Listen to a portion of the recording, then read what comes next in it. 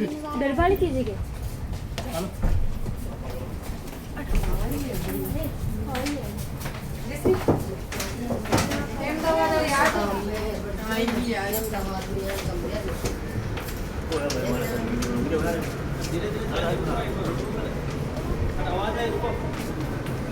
चालू करें। हाँ। दृश्य चूड़िया गांव का है। हल्दी घाटी युद्ध के बाद महाराणा प्रताप अपनी प्रतिज्ञा का पालन करने के लिए वनवासी जीवन व्यतीत करने लगे।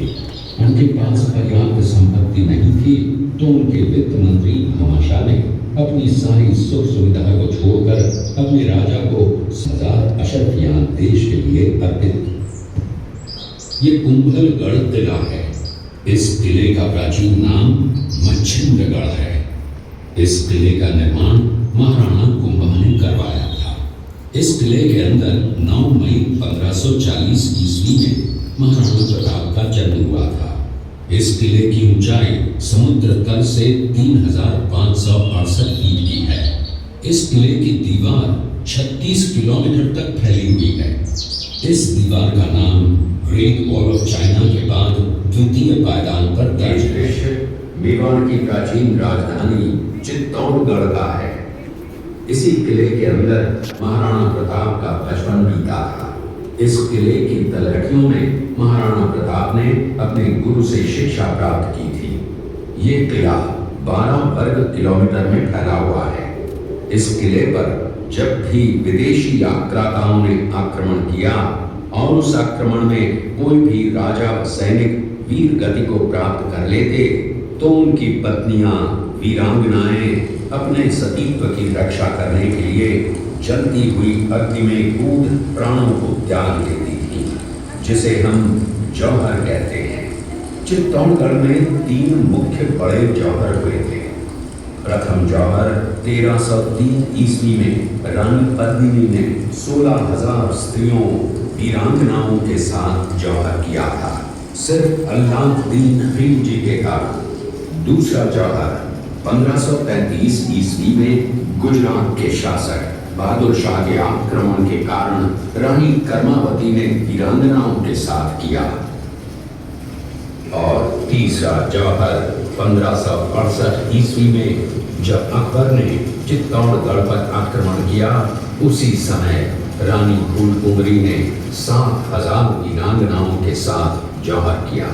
फिर भी अकबर का मन नहीं भरा और अंत में हजारों आम लोगों का कत्लेआम करवाकर उन्हें मौत के घाट उतारा गया।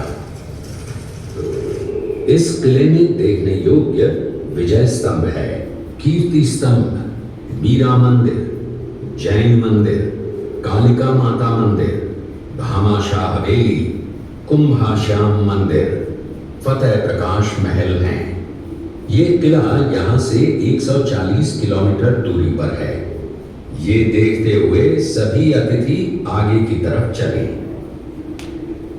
दृश्य है अब्दुल रहीम खान आना अजमेर का सूबेदार। जब वो शेरपुर पहुंचा तब इसका पता कुंवर अमर सिंह को चला, जो महाराणा प्रताप के पुत्र थे। अमर सिंह ने शेरपुर छावनी पर अचानक आक्रमण कर दिया। उस आक्रमण में मुगल सेना में भगदड़ मच गई। मुगल सेना को अपनी छावनियों को छोड़कर भागना पड़ा।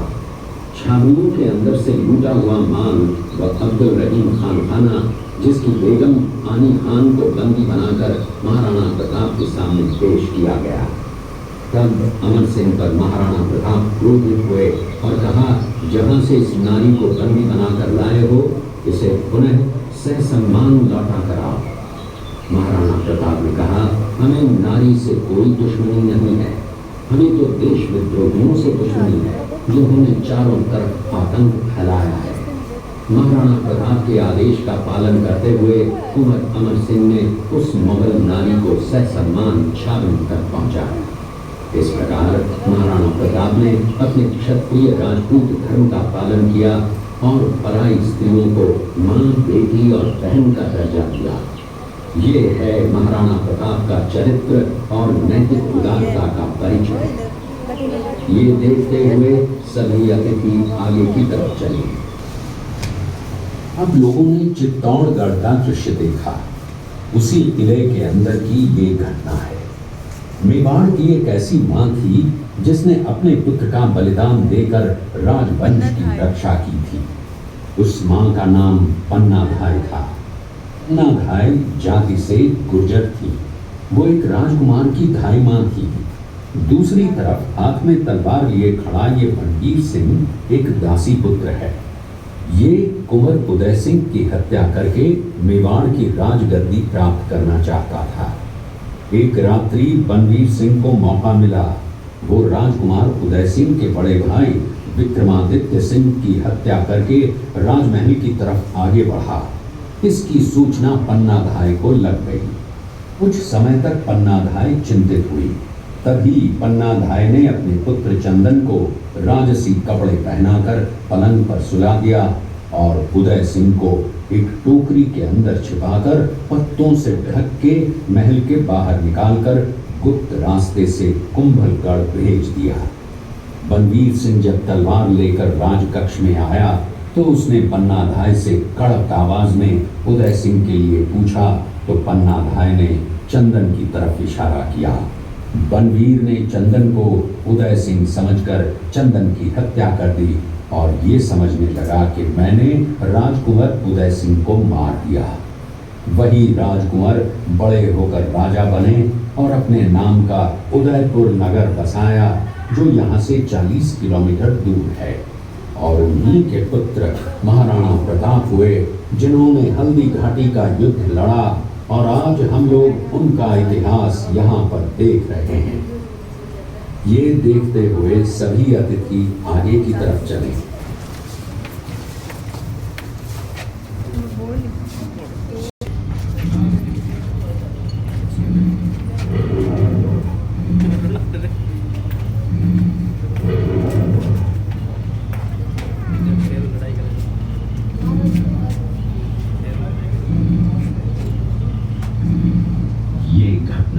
महाराणा प्रताप की वीरता को दर्शाती है।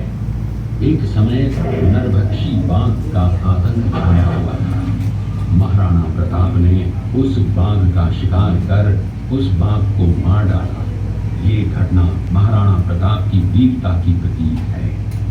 कृपया अब आप सब पीछे की तरफ देखिए। का पालन करते हुए महाराणा प्रताप ने प्रतिज्ञा की थी कि जब तक अपनी मातृभूमि को शत्रुओं से मुक्त नहीं करा लेता तब तक न तो मैं महलों में रहूंगा, न किसी धातु के पात्र में भोजन करूंगा, न किसी गद्दी के बिछौने पर सोऊंगा। पत्ते ही भोजन के पात्र होंगे, जमीन ही बिछौना होगा। इस प्रतिज्ञा का पालन उन्होंने 21 वर्षों तक जंगलों में रहकर किया। इस दृश्य में देखिए महाराणा प्रताप वृक्ष के नीचे बैठकर पत्तों पर खाना खाते हुए।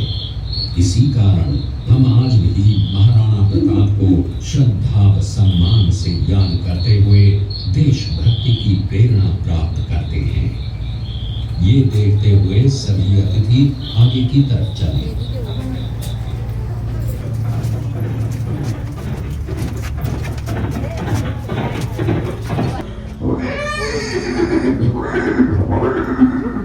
ये दृश्य महाराणा प्रताप और सुविख्यात स्वामी भक्त घोड़े चेतक के अंतिम मिलन का है। हल्दी घाटी युद्ध के बाद चेतक घोड़े ने 22 फीट के एक बरसाती नाले को पार किया। ये उसी समय का दृश्य है। पास में खड़े महाराणा प्रताप के छोटे भाई शक्ति सिंह हैं, जो पहले मुगल सेना में थे। बाद में वो महाराणा प्रताप की तरफ आए, माफी मांगी और अपना घोड़ा महाराणा प्रताप को दिया। ये देखते हुए सभी अतिथि आगे की तरफ चले।